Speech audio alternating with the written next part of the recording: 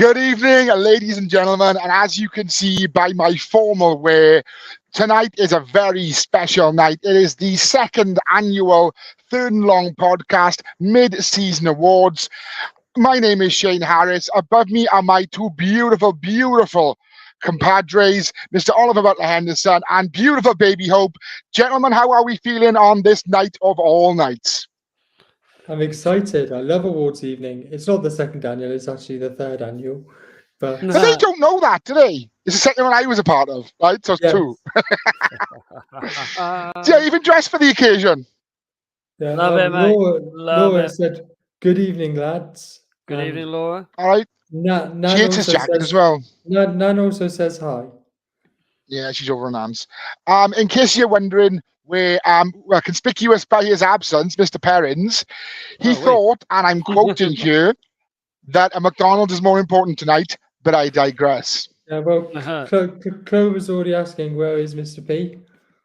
I He believe should he'll be along join- shortly, Clover. Yeah, Should be, hopefully. I believe he'll be joining us later in the show for the awards evening. Yes, we could hope so.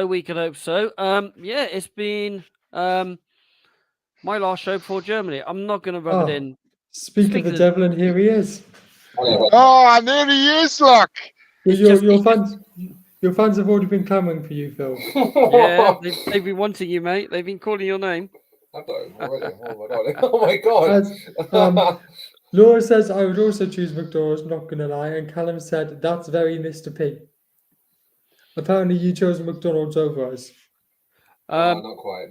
Callum, Not quite. Mr. P has said when he restarts his new job, he will be bringing McDonald's breakfast to all his students. You, Justine's got a lot to answer for. No. Yeah, I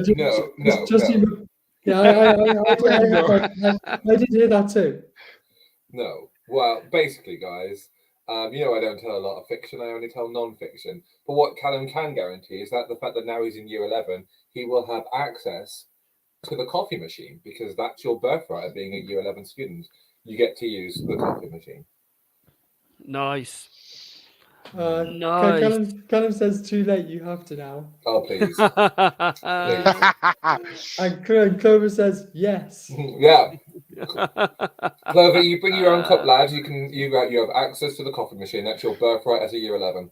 Nice. As much as I would love this to be the Philip Perrins Appreciation Hour, and God knows I'm the chairman of that fan club, I think we should roll on. Yes. Are you? I thought you were the anti Mr. Perrins fan club. No, I got a card. I got a card somewhere. I got a card somewhere for it as well. Let's talk about Monday Night Football. The Clover's getting their order in early with the McMuffin. Our classroom's the arse end of the school, mate. By the time it gets to us, it'll be cold as anything. Stone cold? No, because Just Eat McDonald's don't deliver to school, so you're going to have to pick it up yourself. I know, exactly. Yeah, but then I have to send a student to the front reception to then be beat through to go collect the order, then come all the way down, and then it's trusting said student to not go for the pick and mix bag and just eating the odd fries, because everybody knows that fries in a bag is the best fries. Oh, of course they are. Of course. Especially Five Guys. And Callum has said sausage and egg, but we need to move on to Monday Night Football. Oh, so the only egg, Callum, is on Yes, your please, face. can we? I'm a little bit peckish now. Come on. Yeah. Monday Night Football. Can someone find the New York Jets O-line, please? Because they kind of vanished in that game. No, it was replaced by paper this week. I don't even think it was that. It was turnstiles. I think they borrowed New England Patriots O-line for the start of the season. Zach Wilson had no chance, despite throwing for 263 yards, which is pretty impressive considering literally he was chased around the backfield all day long.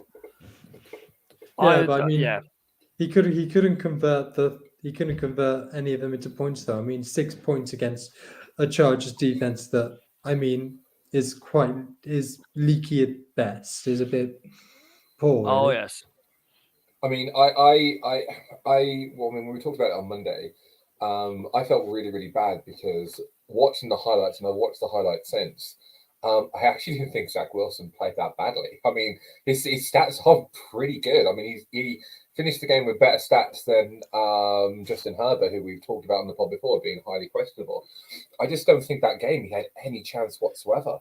The offensive line is horrible, and he's not quite the Joe Burrow or Patrick Mahomes who can adapt to that or work around that. He kind of does need that protection. He is a pocket-based quarterback, and when he's not even having even half the time of a pass rush to kind of get his bearings, he's set up to fail. So I felt really bad. It's one of the first instances this season where I've gone, actually, I felt really bad for Zach Wilson coming into this because it wasn't his fault. Does anybody else agree with me there? Like, I generally don't think it was his fault. I generally feel he had a good game. Yes, couldn't quite convert some of the big plays when he needed to, but he had a good game. It said something, though, with that O-line when the Chargers managed to rack up, was it 9 sacks, 8 sacks, 9 sacks? Yeah, I mean, I spent the first half of the game watching the main broadcast and the second half of the game watching the Manning cast. And on the Manning cast in the second half, they had Keyshawn Johnson from Undisputed on. All right, yeah. And at one point, he was just like, "Is this like their 12th sack, 13th sack?" I mean, literally, I mean, Zach Wilson. I'd love to know how many pocket passes he actually made in that game, because it literally can't have been many. But it's funny, right? Mr. Butler Henderson mentioned on Monday, you all basically went around the table and said the Jets would win. And his last words before going off the air was... I said okay, sorry, my apologies. You were okay, fine. You've been the only exception, but he did say, "Get your money on the Chargers," and we were right. I mean, there might be something in this tipster malarkey at the end of the day. Yes, that is very, very true. It's it's one of those. I mean, I don't think it's anything to go by that, or anything to go, "Oh, the Chargers have found something here. That's how they're going to play," etc., etc. I just think the Jets O-line was that poor. Yeah, it was the best I've seen the Chargers defense play. I have to admit that. Yeah, but I think the Jets O-line helped that a lot. Keeping on the Chargers, and it is slightly Patriots related because obviously JC Jackson's gone from the Chargers to the Patriots. Have you seen what the Chargers GM's come out and said? No, he's apologized to the fan for signing JC Jackson. Ooh. Yeah, I mean, JC Jackson's carried his awful form over to the Patriots, hasn't he? So JC Jackson is being given a leave of absence for mental health reasons. So he's been given time off. So he didn't travel to Germany, and he's Clover's come in saying, "Love how Shane is the only one wearing a blazer." I know. I tried my best. See, Clover, I tried my best. There is an alternative. Is that a Gigi Dolan t-shirt?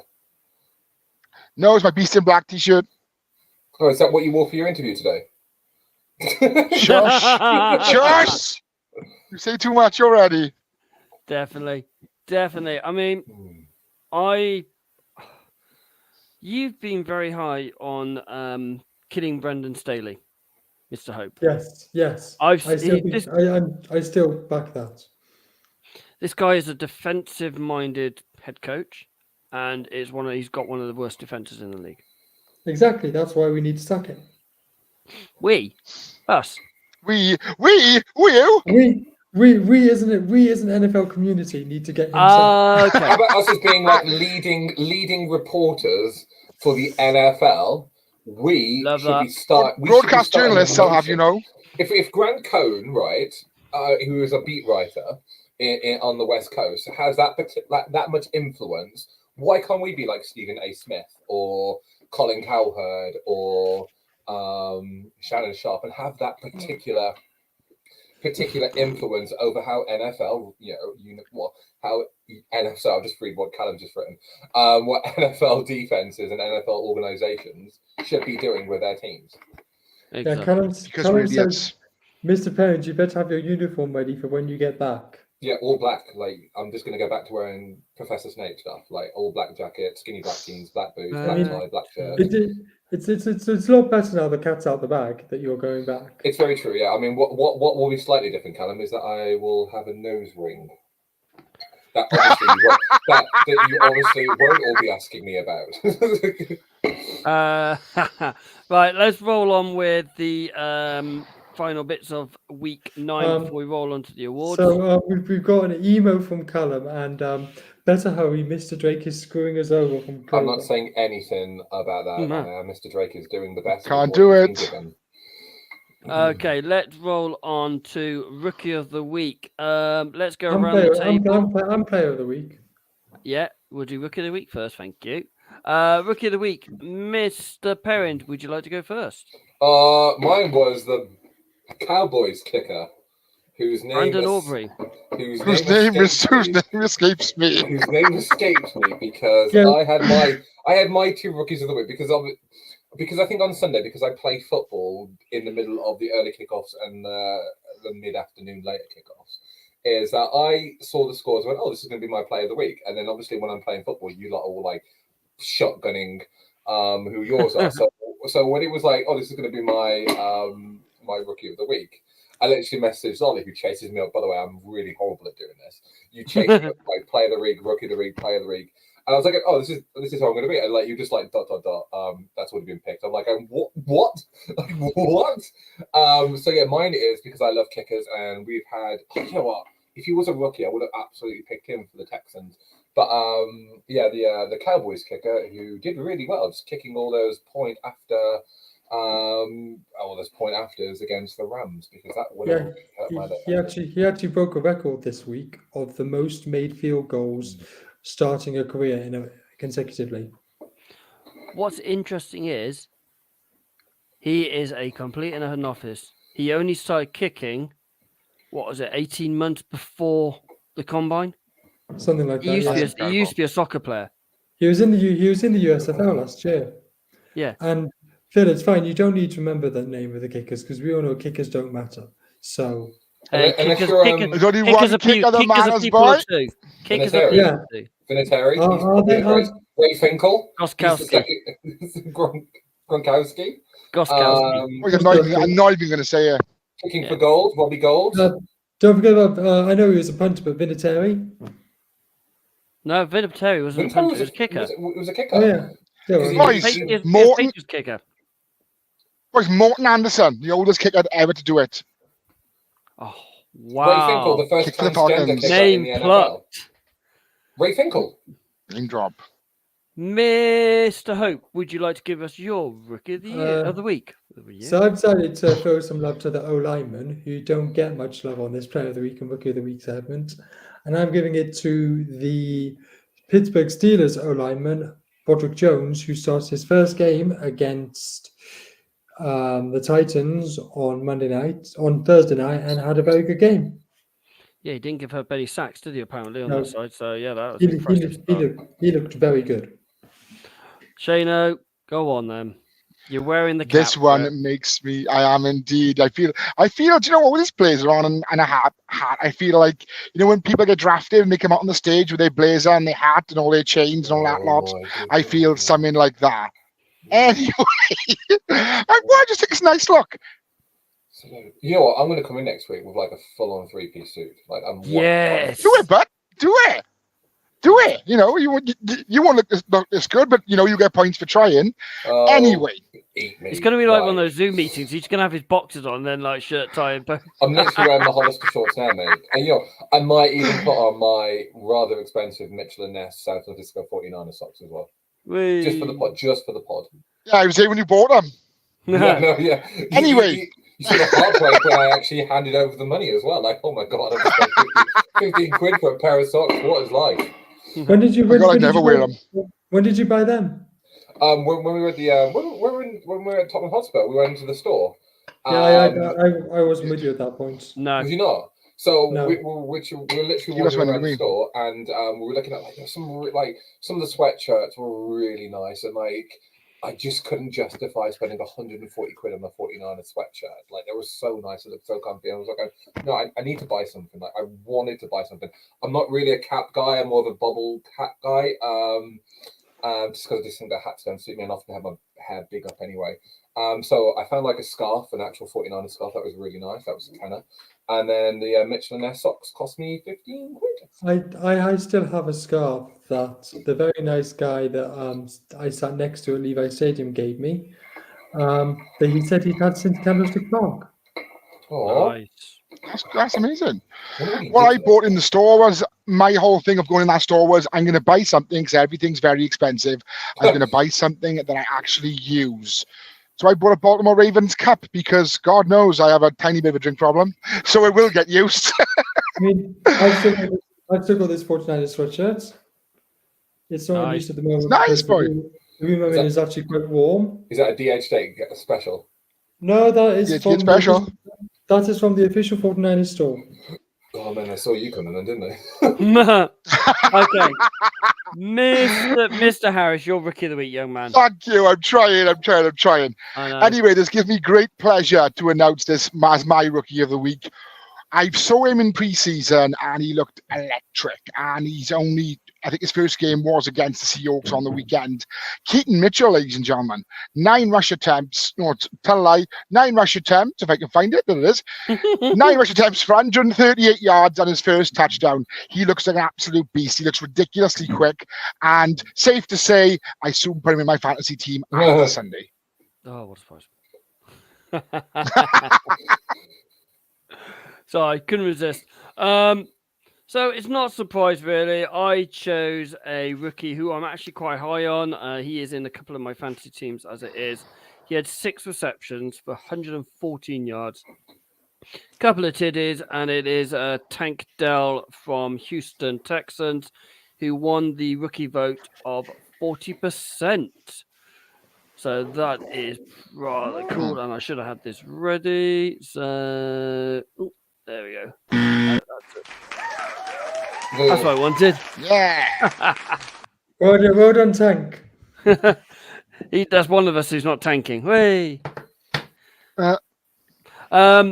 Players of the week. I broke the rules on this one a little bit, only a little bit. Starting So field we will position for go with Mr. Perrins.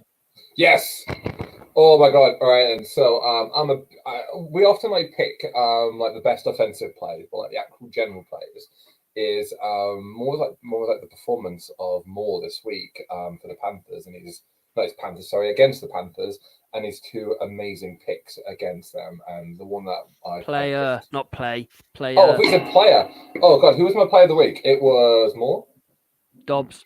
Oh my god, there we go. Oh my god, what is wrong with me today? Dobbs.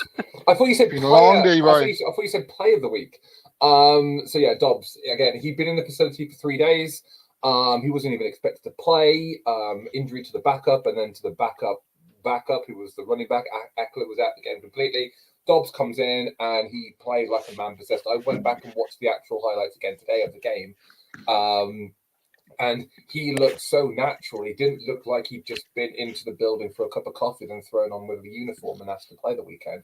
He looked really good in this particular system, and we might just see going forward. I know we talked about it on Monday in the post-weekend show. It might find itself a situation where they go, seeing how Dobbs ends the season, bye-bye to Kirk. That's keep Dobbs for the foreseeable until he might not be here we think he is. But he had a great game, and he was the standout for me. So sorry, Bill. I actually spoke to my friend, a Vikings fan, about that, and he said that he thinks that they'll keep Kirk and have them fight out in the off season. That's a lot of money, though. That's a lot of money for Kirk. But he did say Kirk would need to take a massive pay cut for that to happen. And is Kirk, who's now in his 30s, he's got 32, 33, like he's in his 30s, is he going to want to take a pay cut, which is essentially going to be his last payday? I think he will, because I think he's that kind of guy who would. I really do. He has had a few restructures to help the team, I think. Yeah. Yeah, but at one point he was also the fattest paid player in the league as well. That was when he was at Washington, wasn't it? No, when he went to Minnesota, wasn't he the highest paid one? Okay. Yeah, when he got his first Minnesota contract, at that point he was the highest paid player in the league. I mean, and now the Vikings who started the season was at 0-4. They're now 5 and 4. Three and Yeah. 1 and 3. Oh, then 1 and 3. And Now I they're believe- 5 and 4. I believe Kirk was taken up by Matthew Stafford as the highest paid player.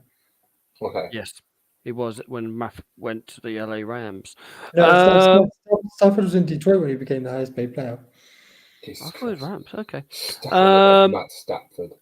Mr. Harris, your player of the week, young man. Yes, I'm from the Dallas Cowboys. This gentleman had a monster of a game against the Eagles, against a very, very talented Eagles secondary, with 16 catches for 191 yards. He didn't score a touchdown, but as always, they targeted him. Dak targeted him a lot, and he looked dangerous whenever he was anywhere near the ball. He's a giant of a man with one hell of a wingspan, ladies and gentlemen, Mr. CeeDee Lamb. The Cowboys' offense is basically just him playing catch with Dak at the Yeah. moment. Yeah. I know it's Yeah, ridiculous, yeah. isn't it?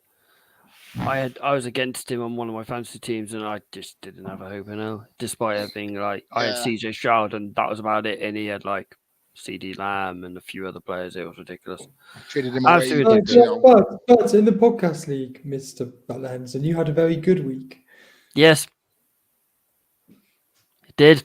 And we leave it at that. I know you had Cole Kmet who scored 2 touchdowns, and you had a couple of other people that scored 2 touchdowns. I like I had 150 odd points, I think it was it? Yes. Something like that. Yes. Let me bring it up. Week 9. 141 points. I had CJ Stroud, Josh Jacobs, Cole Kmet, and Young Koo, who scored 18 points. I left, obviously, Tyson Hill was on the bench as well, who got me another 20 points. I just had a monster week last week. And I got Mr. Perrins this week as well, so good luck. Yeah, Mr. Parrington Mr. Parrington does have- Yeah, Mr. doesn't- Parrington stopped genuinely playing, and I was like just Yeah. hoarding out all my players to anyone that wasn't Shane. doesn't That's true. He did. have a starting quarterback or tight end. Nope. Mr. Hope, your player of the week, young man. My player of the week was the Texans wide receiver, Noah Brown, who had 6 catches for 153 yards and 1 touchdown. Literally, whenever I saw red zone, it always seemed to be CJ Stroud either throwing to Dalton Schultz, Noah Brown, or Tank Dell. Yeah, it was ridiculous. I mean, well, come on, that comes on quite nicely to player of the week. Player of the week with 50% of the votes, which was CJ Stroud, who broke the rookie record of 470 passing yards. He rushed for 11 as well, and he threw for 5 touchdowns with a passer rating of 147.8, which is almost perfect. Even I voted for CJ Stroud, so It was ridiculous. He It's was hard not to. yeah. unbelievably good. Got to play that one. Unbelievably good this week. It was ridiculous. Shall we roll on to player of the week? Mr. Yeah, Hope, well, run Yes, Yeah, play of the week. Play of we the have, week. we have about 8 of these because Ollie went crazy in the editing. went rogue. All right. Starting field position for the Raiders at the 40-yard line, and O'Connell wants to take a deep shot. And he's got Trey Tucker out there. Tucker diving, and he makes the catch. Tua out to Hill, and that goes nowhere. Ball's loose. It is loose and picked up and lateraled. Brian Cook. Touchdown. He's on an island against the best pass rusher in the league, and he's doing anything he can. This time, hands up in the face and pulls the helmet off. So here comes a 1st and 10 and Young. Underneath, it's picked off. And here comes the veteran Kenny Moore. Chased by Young. That is a pick 6.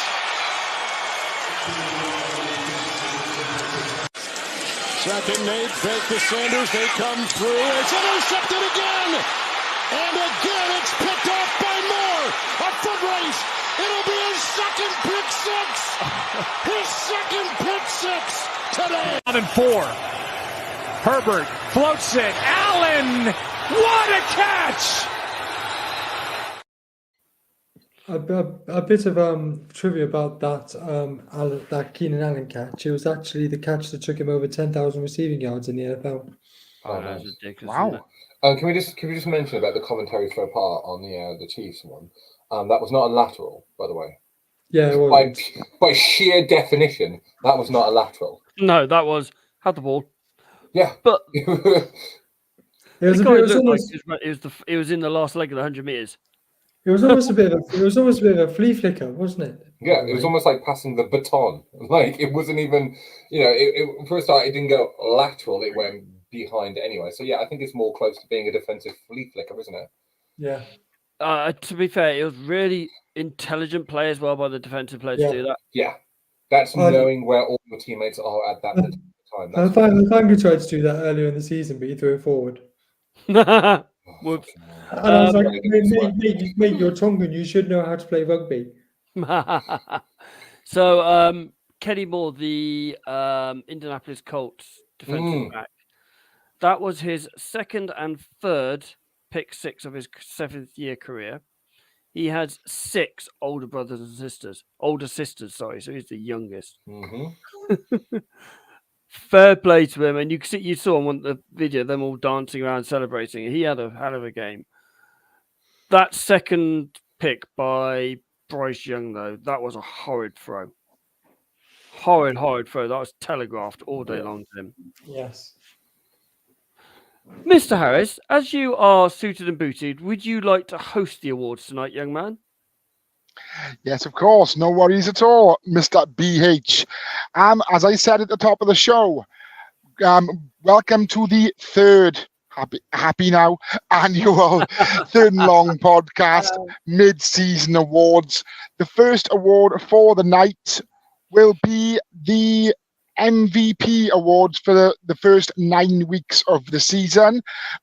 Gentlemen, how do you want to do this? Shall I just ask you individually and then just give us a bit of background? That sounds like a plan to me, Stan. Can we play like the WWE Hall of Fame music as we do it as well, by the way? Just to give it a yes, please. Get it up. Yes, please. Yeah, no worries, but I'll just stall for time. So, and by the way, where did you get your suit today from, Shane? Who makes it? As you walk down the red carpet. Yeah. This is Asda's finest. George straight off the rack. Thank you. And yes, the nominations for week 9 MVP awards are. Go on, Mr. Hope, who we got? I've got Tua Tagovailoa, currently number 1 in passing yards, number 1 in passing TDs, and number 1 in passes over 20 yards, I believe. So therefore, that is why Tua Tagovailoa is my MVP through the first 9 weeks of the NFL. That's a great pick. Thank you for that. Mr. BH, who do you have? I am going to go for Tua's number 1 target, who is on target to break A, the 2,000-yard barrier, and B, the outstanding Megatron's record. I have gone for Tyreek Hill. Okay, that's not a bad pick at all. Mr. Perrins, who would get your vote? I've gone for Lamar because, damn it, he looks really good this year. 1,954 passing yards, 9 TDs, 3 interceptions, but my God, that Ravens offense looks like it could be unstoppable. And he is, for me, feeling like the old Lamar from a couple of years ago when he's actually playing to win and not just playing for the bank. Do you know what? Could you be more attractive right now? Yeah, that's a fantastic pick. It also matches my pick. I genuinely think Lamar Jackson is on course to have a 2019 Mark II season where he, of course, was crowned the league MVP. Alongside Mr. Perrins' stats, Lamar Jackson is also leading the quarterbacks in rushing yards by more than 100 yards as well. He probably leads half the running backs as well, to be fair. Not all the running backs. On to the second award, Mr. Harris.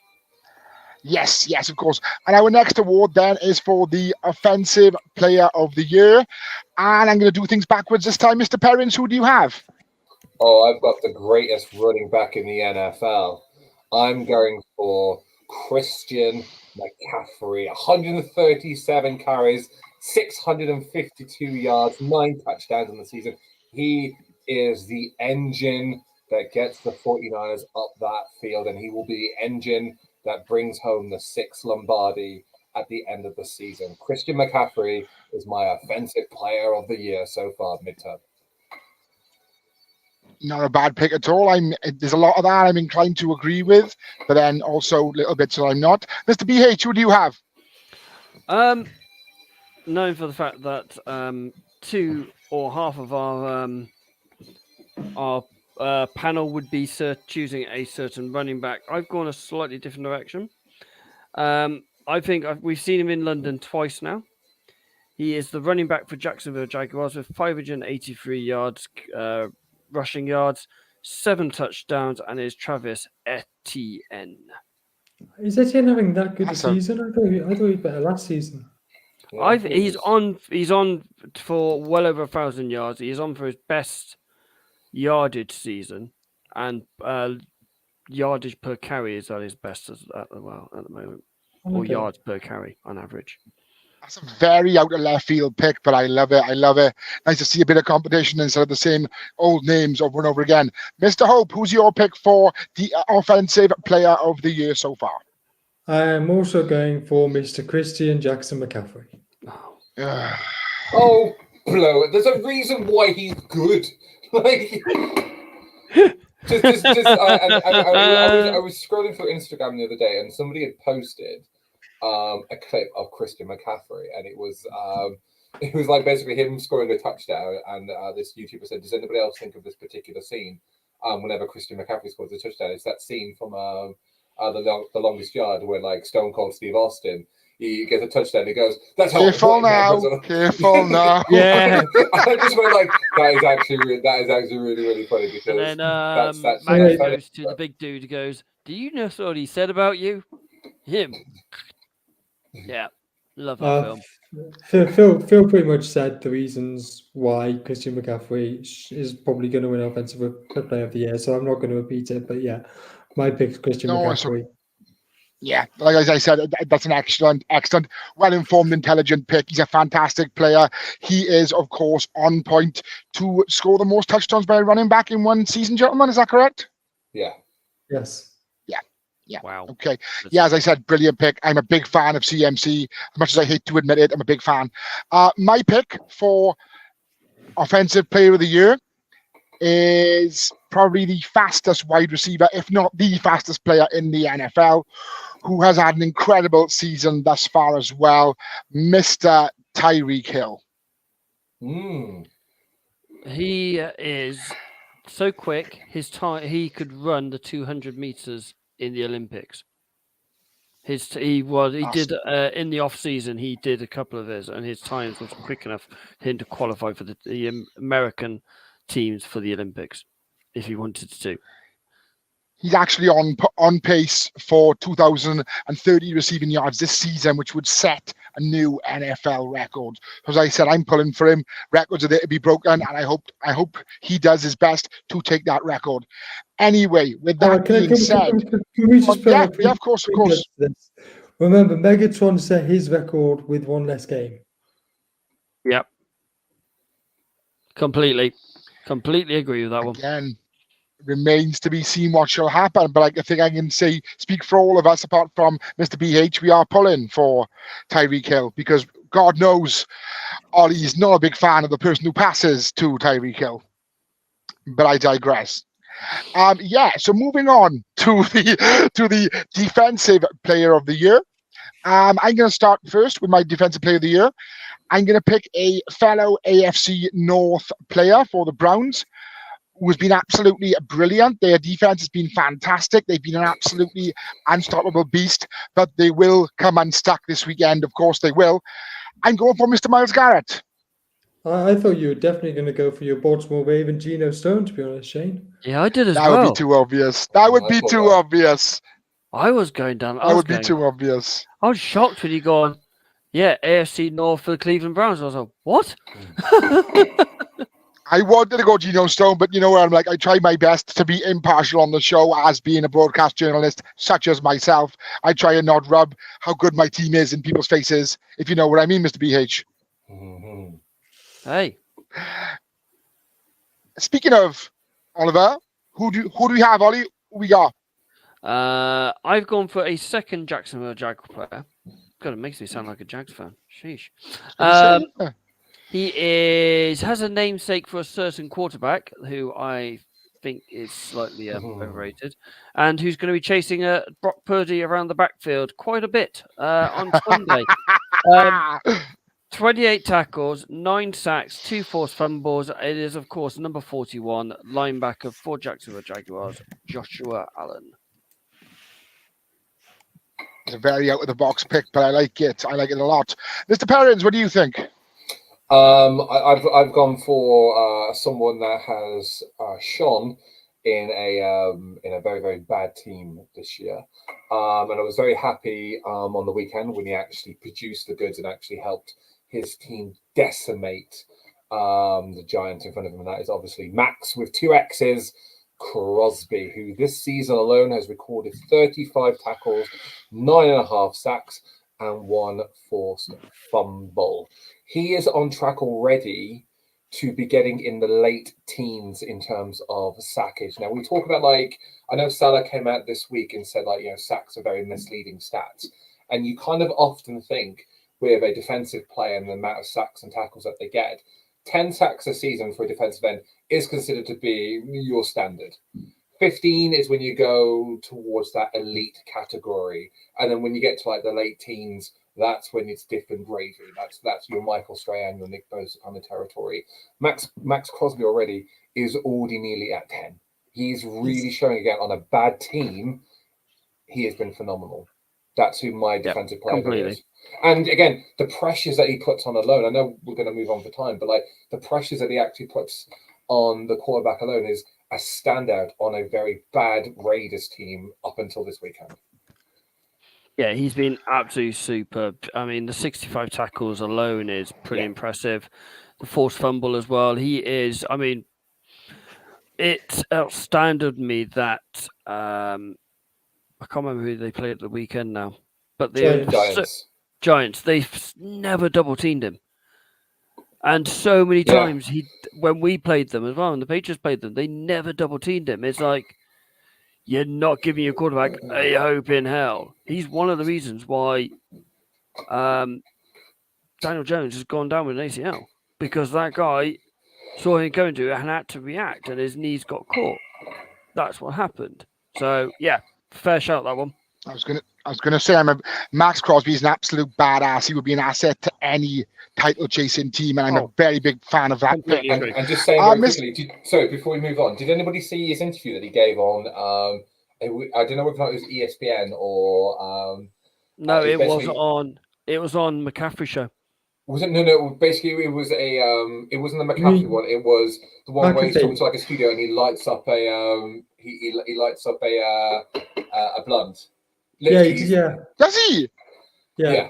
He's been interviewed by like proper news broadcasters that's doing like a live telecom to him while they're in the studio, and he's literally there.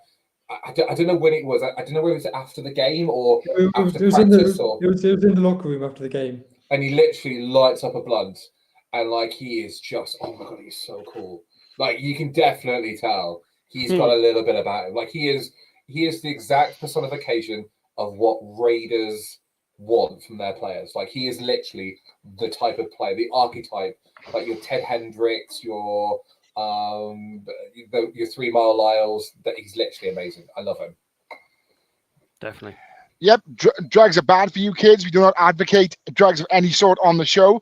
Never mind how, regardless of how cool Max Crosby makes it look. It was a cigar. It was a cigar. You know that. Was it a cigar? It was a cigar, and then carry on. It's funny that you talked about 10 being standard for defensive lineman, because my defensive player of the year already has 10 sacks for the year, and that is Danielle Hunter. Alongside that, he has 32 solo tackles and 3 forced fumbles. So he has 46 tackles, 32 of which are solo, 10 sacks, 3 forced fumbles. He is having an amazing season, and is a big reason why I think the Vikings are starting to turn around their season, going from 1-3 to now 5-4. Yeah, he's playing really well. It's Yes, a good yeah. season. Good start. Again, that's one of those out-of-the-box picks which people wouldn't really think of. I think that's a very well thought-out pick, and I think, yeah, as you said, it may change the trajectory of the Vikings season with the fact that they've got Joshua Dobbs under centre now as well. It may renew some hope for the rest of the season. Moving swiftly on to a very contentious one, which could go all one way, but could also be a little bit divisive, shall we say. Offensive Rookie of the Year. Ollie, Mr. Hope, go for it. Who got? I have taken CJ Stroud, of course, or CJ Stroud, the second pick of this year's draft. He currently has 2,270 passing yards, 14 touchdowns, and only 1 interception, which is exceptional for a rookie who had never played in the NFL before today. It's ridiculous. I mean, isn't before it? this year, sorry. Yeah, he's having a outstanding season. Rodney Sam Smart clearly likes that pick. Cheers, Roon. Most definitely. Mr. BH, who do you have for Offensive Rookie of the Year? I also completely agree with everything that Baby Hope says. Completely everything. CJ Stroud is the outstanding Rookie of the Year on both sides of the ball. But to add a little bit of spice to the situation, I am going to throw a 5th-round wide receiver pick into it, who is currently residing himself in Los Angeles. Okay. It is indeed Mr. Puka Nacua, number 17 from Los Angeles. He's already had 827 yards this season alone. He is on charge for a 1,600 record. He has broken Cooper Kupp's receiving record halfway through the season. He's had 2 touchdowns, and he is only going to get better and better once that offensive line gets better, and they have possibly one of these top 5 or 6 quarterbacks coming into the draft this year. That is, 100%. And I'm surprised. I'd be surprised. It should be very, very close because they've both been exceptional this year. And we all know, well, it's been well documented how hard it is to come into a league with, all this responsibility and expectation on your shoulders. And they've taken to it like ducks to water. Mr. Perrins, what do you think? I went for Zay Flowers. Yay! Good choice. I didn't actually I didn't do this intentionally either. The fact that I picked 2 Ravens players. You should. No, I just been very, very excited from it. It's very unusual to have a rookie wide receiver come in and be as electric and take to it as much as Zay has. 45 receptions, 471 yards. And he's got the 1 touchdown so far, but he's averaging 10.5 per game, and I'm just really, really impressed with him. Round 1, 22nd pick from Boston. I'm surprised you're not repping him, Ollie. He's really, really good, and he's been the standout rookie for me that isn't actually like the quarterback position, because otherwise I would have picked CJ. 100%. Yes, anybody who listens to the show at all knows how much of a big fan of Zay Flowers I am, and so is Mr. BH as well, from his previous career in college, and the fact that he's transitioned to the NFL and again taken to it like a duck to water.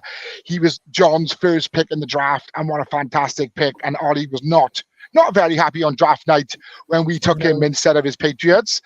But again, these things can't be helped. So my offensive rookie of the year, I'm not going to go with the same one as Baby Hope, even though I quite easily could have, because CJ Stroud is an absolute beast. I'm going to go for a certain Detroit Lions tight end. I'm going for Sam Laporta. I like that pick. I like that pick as well. He's got 4 receiving touchdowns for 43 receptions and 434 yards. He basically filled the hole that Hawkinson left when he went to Minnesota last season. Yeah. And he's just come in and just done the job straight away. And as is also well documented on the show, we are huge Detroit Lions fans. They're all of our second team anyway. So yeah, I'm going with Sam Laporta. And Ollie, just to check something before we continue, will these the half a year awards be going up on our Twitter page so everybody can vote? And They will be yeah, indeed. fantastic, They will be indeed. brilliant. I'm going to be busy. Okay, rolling on. Yeah, you're going to say good luck. Rolling on to our defensive rookie of the year. I'm going to start this one, I think. I'm going to go with an absolute game wrecker. Someone who's been a beast for the Eagles. They took him in the first round, Mr. Jalen Carter, and he's just been unreal. He's just been, he's been there every time he's needed. He's just taken to it as you do. He's made the huge step up from college to the NFL, but he's been fantastic. Yeah, I think it's a really good pick on my part. Don't mean to toot my own horn, but beep beep. Mr. BH, you have. I'm gonna go with a defensive back. Okay. He was He was picked in the second round. He was only one left at the draft, who came to the draft for the second day. He has made a brilliant impact into the secondary in Detroit.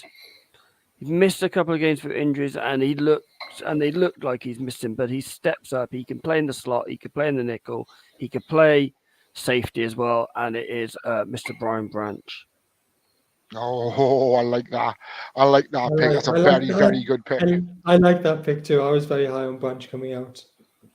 So was my lovely lady upstairs.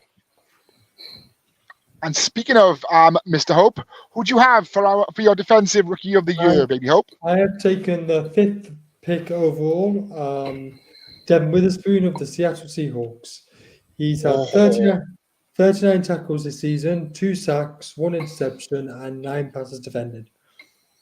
I would have liked to take in Christian Gonzalez, honestly, from the Patriots. Snap. But however, his injury sort of curtailed his season because he was on course for a better season than Witherspoon. But with Gonzalez on the treatment table, I'm going to go with Witherspoon for me.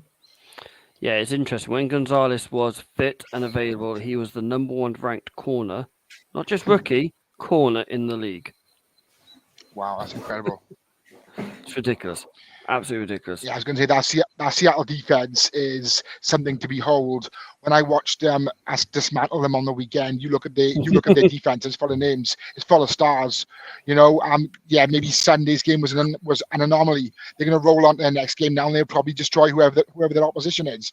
And in all honesty, I don't know who it is. My apologies. Their DBs are incredible. It's Tariq Woolen on one side, then Witherspoon, and then Jamal Safety. Yeah, it's ridiculous. I panicked for a while, but obviously there was no need. Mr. Perrins, moving on. What do you have? I'm going at someone who actually hasn't disappointed me coming into this, and that's Brian Breesy for the New Orleans Saints. Now, he's brought a lot of energy to this defensive line structure. Sometimes, if I'm going to be quite critical, some of that energy isn't always necessarily in the right places, but in terms of how good he is at the pass blocking game, he's really, really effective for the Saints. I think the run game is probably his weakest aspect of it, but you obviously get into that. But looking at it, 11 tackles, 7 solos, 3 for a loss, and it's about 1.5 sacks so far. And again, he's been playing with a bit of a hamstring problem, so he hasn't been getting full reps this season. But from what we've seen so far, he's been really, really, really effective, and he's one that I've actually traded for on my Madden game. As with the rest of the NFL. The Clemson defensive tackle, who I believe a couple of us had going in round 1. Yeah, I definitely did in my mock draft. Yeah. I mean, he did go round 1. Yeah. Yeah. You went 29th overall, which I think is a good pickup. Really good I think it's a I great was pickup. going to say, maybe, gentlemen, we should have... Did anybody remember the old show Games Master on Channel 4? No. Vaguely. No? Am I Yeah, showing my youngness by now? I'm not having a clue Yes. what that is. So you wouldn't know that. I probably finished late 90s. What we should do is have our own resident games master, Mr. Philip Perrins, have his own little segment on the show where he discusses his Madden career and how he plays with the cap turned off. Anyway, I also play FIFA with the takeover as well. So Jesus Christ! I start every season with You play- season with £1 billion in the bank. Do you know start with You still by Newcastle Kieran anyway? Trippier. Do you not play with Newcastle anyway? I do, yeah. Do you Yeah, play do you not play Football Manager with the Sugar Daddy on? I don't play football. Yeah, Manager TNS because, Sugar Daddy. I don't play Football Manager anymore because I don't have the. I say I don't have the time. It's not that I don't have the time. It's just that I will just get too immersed in it. Yeah, I know. Last Sunday I was playing Football Manager. It was the middle of the transfer window, and then my dad was like, "You putting the NFL on?" I was like, "I totally forgot the NFL was on." I was so. That game will take over your life. Yes. Yes, very much so. Moving swiftly on to our, it's the penultimate award of the evening, the comeback player of the year.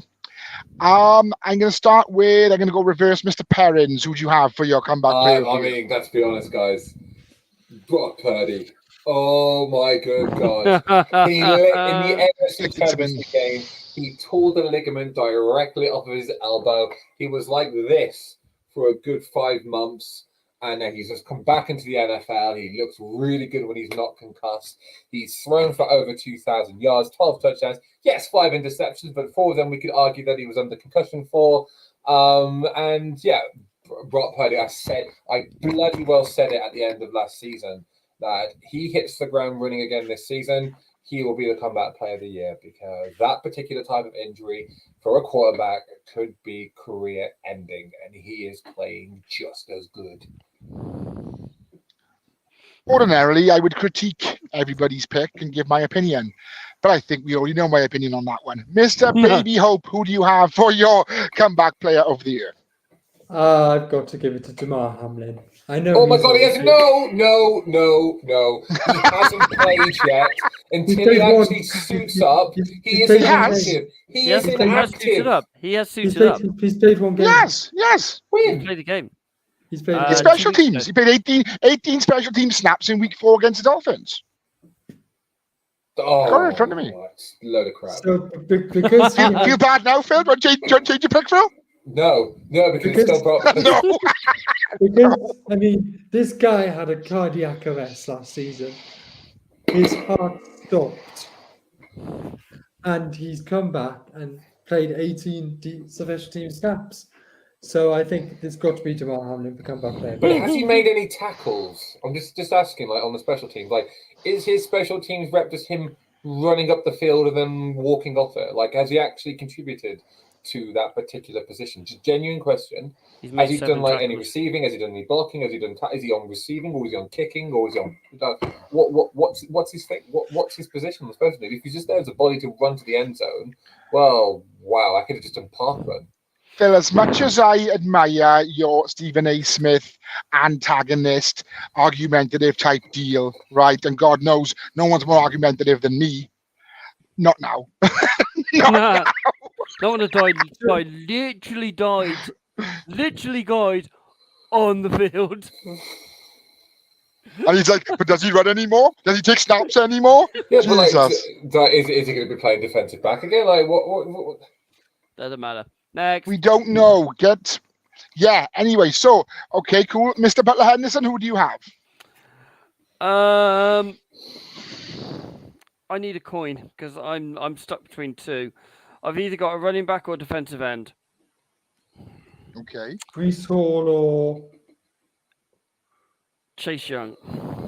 I'm going to go for Breece Hall. I'm going Breece Hall. Go for the Niner. Go for the Niner. Yeah, I'm no, not go for the Breece Hall. You are correct in what you're saying. I think I'm going to go for Breece Hall. The guy is having a superb season.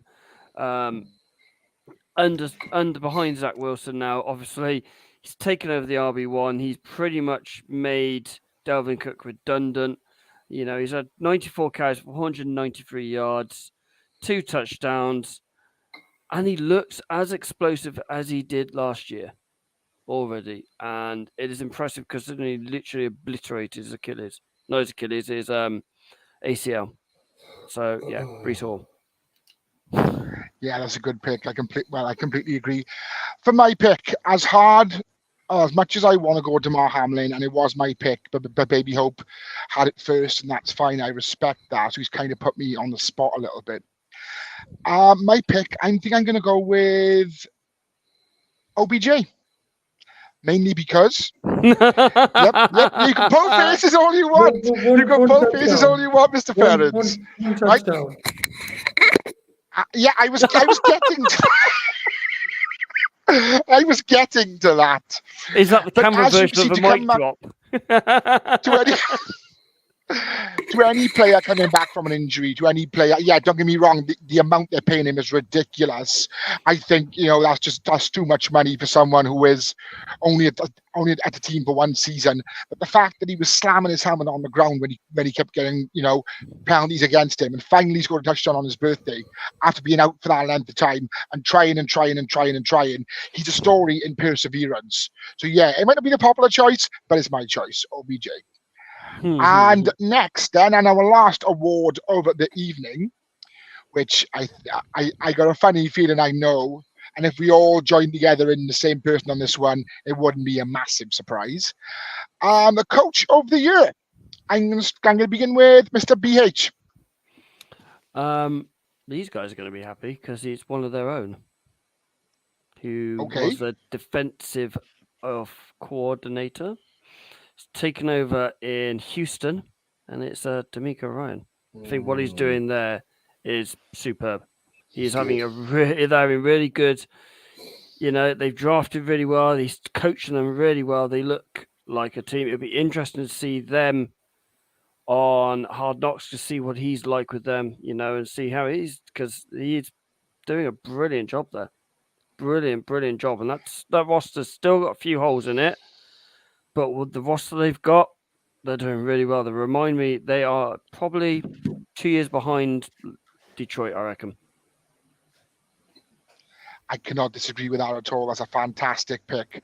As I said, D'Amico Ryans, and you've got a historically bad Texans team, and he's turned the ship around. And with CJ Stroud playing like he is, and as we've mentioned, with his current receiving core and his star tight end, I think this team is going places. Mr. Hope, what do you think? So I was going to go Dan Campbell, but I know you want him, so I'm going to pivot on the spot here. And this is going to be a bit of a left field one, but Mike Tomlin. I feel like you had 32 teams you could have picked from, and you picked him. I feel like a lot of people had written off the Pittsburgh Steelers this year. Kenny Pickett is quarterback. They don't have much around him, but he's gone and he's got them 5-3. They've not lost in their division yet, and after they got dismantled by the Niners week 1, they've actually looked pretty good this season, and they looked very good against Tennessee on Thursday. So I feel like a lot of people are saying Mike Tomlin needs to leave. He's been there for too long, but he's got his Pittsburgh Steelers team looking good this season. As much as I hate to agree with you, I do tend to agree with you. But the fact that they've also not been playing too well, and they've lost a fair bit as well. It's the same to me as when people say about Eric Ten Hag. Stay in that job as long as you want. United can't win. It's the same with the Steelers for me. Tomlin can stay as long as he wants, and not as good as they have been. But as I said, that's a great pick on your behalf. Mr. Perrins, how would you look at this one? So I love D'Amico. I know you picked D'Amico, and I also know that you're waiting for Dan Campbell as well. He was rightfully there. But what is the number one thing for why we love Dan Campbell so much? That's just around the three of us. Why do we love Dan Campbell so much? What has he succeeded? Motivation. Why has he also succeeded in Detroit as well? Making it a family, not a team, a family. What's that C word that the NFL love talking about in terms of what culture? Culture. He's massively changed. He's massively changed the culture of the Detroit Lions. That universally kind of like you talk about like Matt Millen, who made them go 0-16 and then destroying them in cap space. We talk about Matt Stafford. And Megatron and wasting Megatron's career. I haven't picked Dan Campbell, but I picked a man. You can if you want. Go on, I pick somebody else. On your right. The reason why is I've picked Antonio Pierce. He's only done one game. But he's undefeated. Shut up for a second.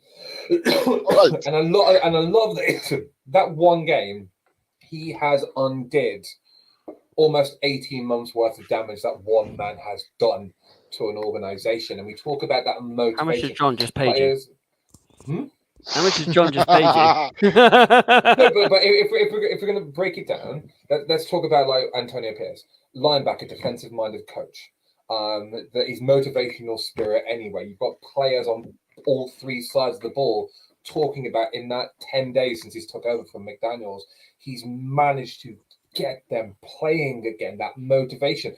If players believe in their coach, they will run through brick walls. And we're seeing it with Dan Campbell. D'Amico Ryans was amazing in San Francisco, and he's bringing that to Houston. Antonio Pierce, and I'm going to say this now, on the 9th of November 2023, the Raiders will now go on to finish the season with either a 500 record or a win record.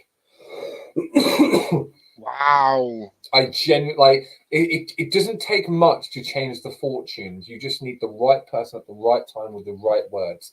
And I just think he will end the season. Click that for Twitter. Please do. And I'm saying this as a 49 fan. I genuinely think that the Raiders will finish the season either with a fight. Well, they'll be above 500 because of the 17 season.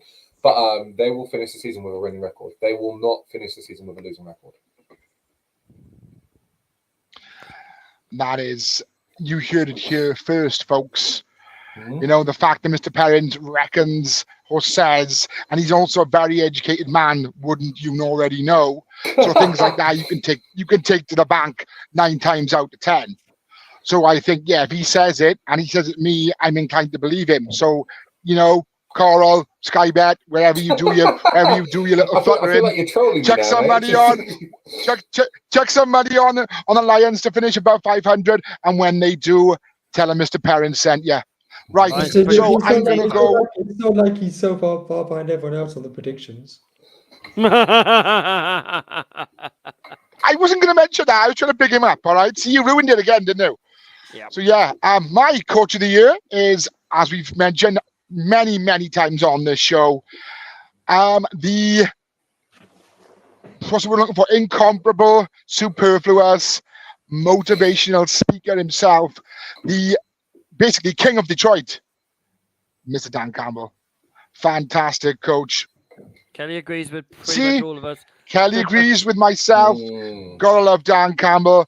He has turned the ship around, and it basically, if that ship was a Titanic, he brought it off the ocean floor, spun it around, and said, Leo, take us home.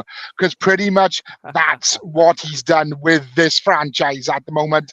And the fact that you've got people like Aiden Hutchinson, you've got Amon-Ra St. Brown, he's got Matthew Stafford firing as well. He's also they drafted a running back in the first round. Which one is it? Jared Goff. Stafford does not play for the Lions anymore.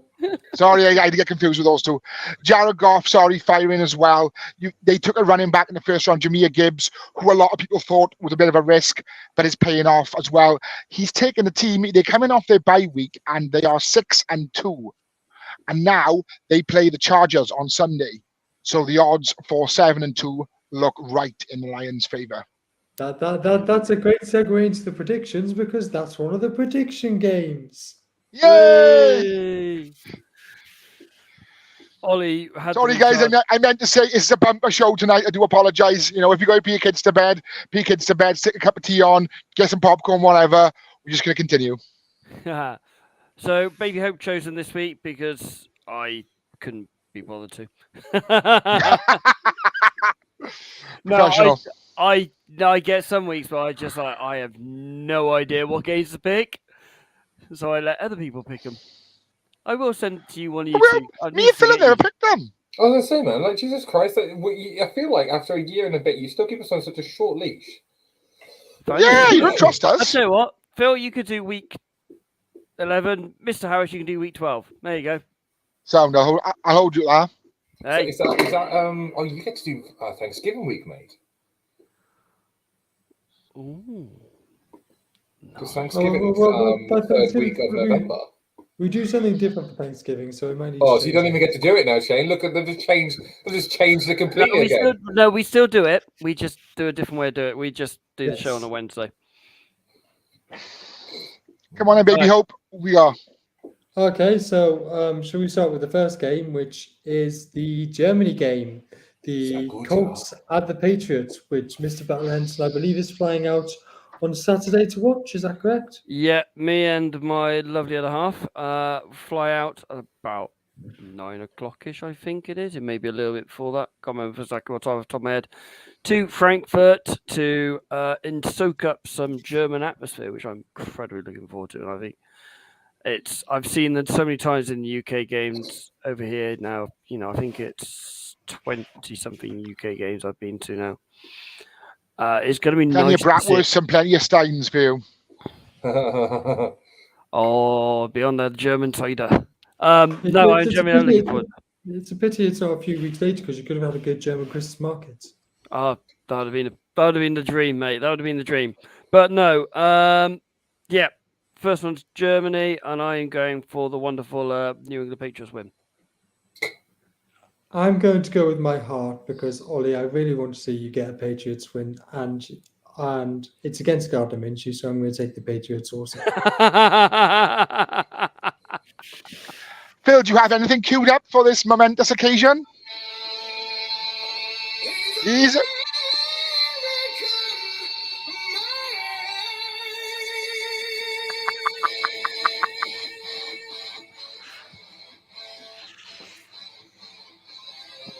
Oh dear. Right, Sorry for your musical interlude there. Come on, Mr. Perrins. who are you rocking for, Philip? Sorry, it's memories back to a 5-year-old watching Hulk Hogan in WCW. Of course, I'm going to pick Got him. Minshew Mania, brother, because he's missed the 365. He does it in the States. He's going to come to mainland Europe, and he's going to drop the leg. He's going to drop maybe 2 legs, maybe 3 legs, depending on how he feels during the game, if you know what I mean, brother. But he's actually going to beat the Patriots. Yes, I'm picking Gardner Minshew to score 3 touchdowns, 1 of them passing, 1 of them rushing. That's only 2. Yeah, and the other one I'm going to... One of them kicking, maybe. Special teams, why not? He'll do whatever he wants, okay? He's Gardner Minshew, all right? Thank God Phil doesn't teach maths. Yeah, that's what I was thinking. I literally did the same thing, other than he's going to score 3 touchdowns, 1 of them is going to be a pass, 1 of them is going to be a run. The other one, he can do whatever he wants because he's Minshew, brother. Special teams, brother. Mr. Harris. Yeah. So as much as you are flying, making the effort, paying the money, doing all this to fly to a mainland European country to see your team, and I would love nothing more than for you to see them win. As has been stated many times on this show, Mr. Perrins, when you're NWO. For Exactly. life. So we don't go against Minshew Mania, me and my old buddy. So I got to go with the Colts, unfortunately. That's the last time I take you anywhere. Next week we're going to play Voodoo Child. I kid you not. I done it already. Voodoo Child, my friend. Come on, Mr. Hope. What's the next one? The next game is the New Orleans Saints going to the US Bank to take on the Minnesota Vikings. And I'm going to throw to Mr. Butler Henderson first. Josh Jobs is cooking. Doesn't matter which stadium he is. Doesn't matter which franchise he is. I'm going for Josh Dobbs and the Vikings. And An extra week is going to do that team miles of good. Mr. Harris. This is a hard one to pick, even though I completely agree with what Mr. BH has said. The Vikings, felt like a new team last week. But who is fit for the Saints under center at the minute? Is it Derek Carr or not? Yes. Yes. Oh, well, that's It's it. Then. okay. With his extended eyeliner. And Jefferson, although practicing, is not expected to be fit for this week. Do you know what? I'm going to go with Taysom Hill and Chris Olave on this one. I'm going to go with the Vikings. No, sorry, Saints, I think. Okay. Oh, Uh, down Vikings. Mr. Perrins.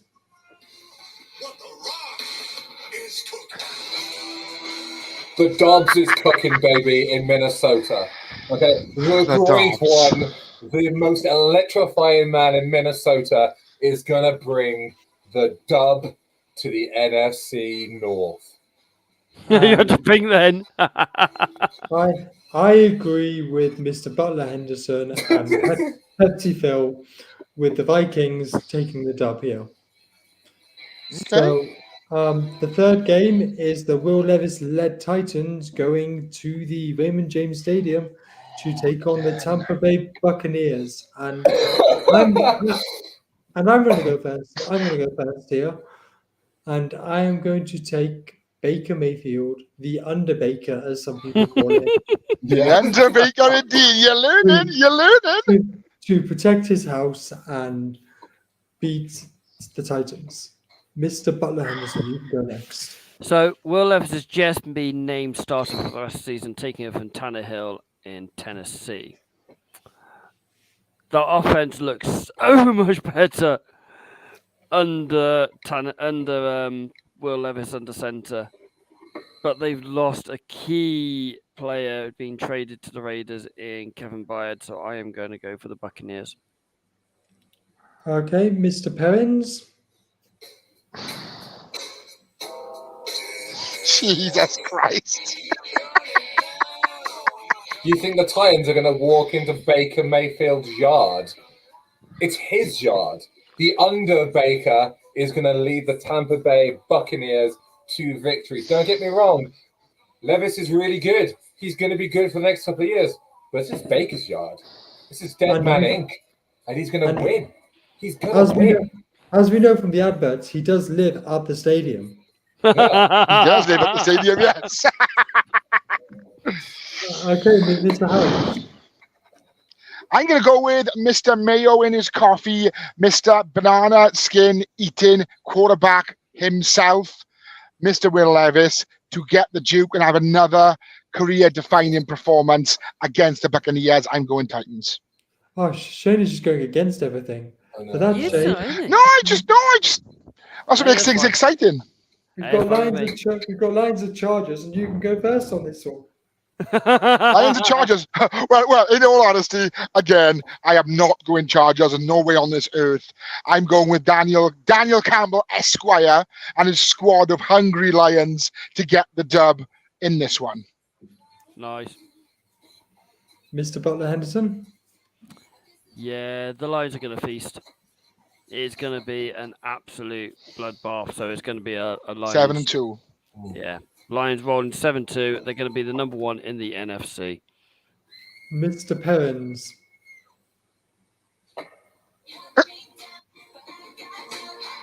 What's this? What's this? Oh, I know what this is.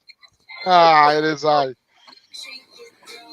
I've been led to believe from a trusty source that the Raw by Katy Perry is actually played in the Lions locker room before they go onto the field. I'm led to believe that. I've played in the Chiefs locker room. Are you Yeah. picking the Lions then? That's Taylor Swift. I'm picking the Lions, baby. Jared Goff, Hutchinson. I mean, I love them. I love them. Okay, I will make this unanimous then. Nice. And all four of us Yay. are going for the Lions, so get your money on the Chiefs. And I will say that my picks this week, Wrong team, have mate. Same revolved division, wrong around. team. My picks this week have revolved around which music I can get up quicker on my phone. So, that's literally when you were like Lions, I went, oh crap, Katy Perry Raw. Oh my god. So they're the predictions for this week. I do have one prediction game that I would like to mention, gentlemen, if that's okay. Go for it. We have a huge game with playoff ramifications, which is the Sky game this week. And I know we don't talk about each other's teams in the prediction games, but the Jags are playing the Niners in Jacksonville. Tony Khan will be there, front row, checking more money away, I expect. How do you think that game's going to go? Jacksonville. I think it's going to be In all very honesty. close. I think it's going to be very close, but I think the Niners and Kyle Shanahan specifically has a very, very good record after the bye. Yeah. So I think Niners are just going to shade it with Debo back and potentially Trent Williams. There's a lot of pressure, more so than in previous years, about the 49ers. Because they've made their moves in the offseason, because Shanahan and Lynch have got their extensions, because that they've got rid of Jimmy, they've got rid of Trey, they've extended Bosa. There's a lot of big players that they're put under big contracts in this win-all-now situation. There's a lot of pressure on the organization. I'm saying this as a fan as well. The 49ers need to win. And I think they would take a one-score game. I'm talking like a field goal in the fourth quarter to win it. There's a lot of variables. I feel that they're looking for excuses at the moment for why the 49ers aren't playing well, whether or not that is key players not performing, whether or not it's defense is sussing out Kyle Shanahan's schemes, whether or not it's Wilkes sitting in the booth. There's lots of different variables. The 49ers aren't going in the right direction. Don't forget, at one point they were 5-0. We were talking about them going undefeated. They've just lost 3 on the bounce. They've added Chase Young. There's a lot of anticipation about how they're going to come out the blocks. I think the 49ers I think they will take a scraping victory just to get them back on that winning momentum. Don't get me wrong, the Jags are a bloody good team and it's going to be a really hard fight. But I think the 49ers and it's a 6 o'clock game as well, so we'll all be able to watch it. I won't. What do you reckon, Mr. BH? I generally think, I said it earlier on when we did our awards that Josh Allen would be chasing Brock Purdy around in the backfield. It does depend if your left tackle is fit and available to play. Yes, he's had a bye week, he's had a couple of misses. Jacksonville do look the better side at the moment. I've taken on board what Ollie said about Kyle Shanahan and the Niners are normally pretty good after their bye. You mentioned that last week, actually, how November they're pretty much unbeaten. Kyle Shanahan's record after the bye since 2019 is 30-11. So that's 1 in 3. Yeah, 25%, 25% effectively. 33%. Can't do my maths. It's late in the week. But Jacksonville, away from home, are 0-4. At home, they're 2-2. They are better away from home. It is in Jacksonville. Hold on. Do you mean 4-0, not 0-4? 4-0, yeah. I was about to say they've won more than 2 games this season. Yeah, they're 6-2. They do look the better team, but I don't know. I stick neck on the line. I'd say Jacksonville. My opinion of this game is, and I'm not just saying this to upset the other half of this podcast, but I think the Jags are going to. I'm going to think the Jags are going to win. I don't think the Niners are ready yet. I don't think they're fit enough, and I don't think they've put out enough fires in the organization yet on the field. I think maybe when they play the Buccaneers next week, they may be able to turn the ship around, but I think it's too early because as the 3 of us have said, the Jags are a bloody good team. I'd be a lot more confident if it was at Levi's. Yeah. Although, like I said, Jags' records are 2-2 at home. Yeah. They are beatable at home. Like I said, you've got Buccaneers next week, and then you've got Seahawks, and then Eagles, and then Seahawks again. You've got a tough stretch of games coming in. Really. But in that 4 stretch of games, we need to win 3 of them. And the two most important ones are the Seahawks, who I know we have Thanksgiving week and then the week after. Mm-hmm. The week after the Eagles. Yeah. But we need to really, in that stretch of games, apart from the Eagles, we need to win them all. Yeah. So we need to beat the Jags, beat the Bucs, beat both the Seahawks games. And we'll probably lose to the Eagles, but who knows? Time will tell. Okay, ladies and gentlemen, there are loads of other games going on this weekend. They are scrolling on the bottom of the screen as we speak. Unfortunately, won't have time to talk about it today. We will review them. Well, these one lovely gentlemen will review them because I will be on a plane or on an airport on this side of the channel. Either way, I will not be on the show. These 3 gentlemen will be. So until then, this podcast will be on Spotify tomorrow morning about 8:30, and then we will be back Monday 8:30 live on your screens. And until then, ladies and gentlemen, stay safe. Just before